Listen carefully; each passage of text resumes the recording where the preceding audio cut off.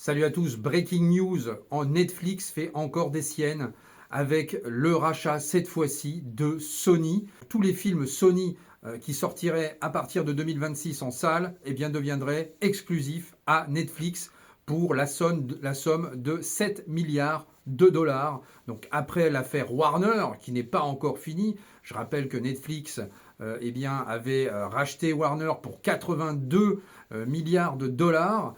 Paramount est entré dans la danse pour pouvoir essayer de concurrencer Netflix sur Warner avec une offre à 108 milliards de dollars et cette affaire est encore loin d'être terminée. Pour nous qui sommes passionnés de support physique, ce serait bien que Paramount réussisse l'opération.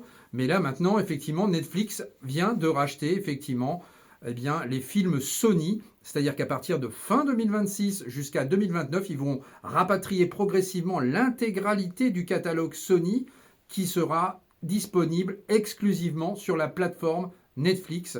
Et ça, c'est pas très bon pour le support physique pour nous. Donc voilà, c'est pas une très bonne nouvelle. Donc je ne sais pas comment tout cela va évoluer encore, mais c'est un acte encore extrêmement important et c'est pas un très bon signe pour l'industrie du support physique. Et puis autre news, Hans Zimmer va composer la nouvelle série de Harry Potter. Et ça, c'est quand même assez surprenant.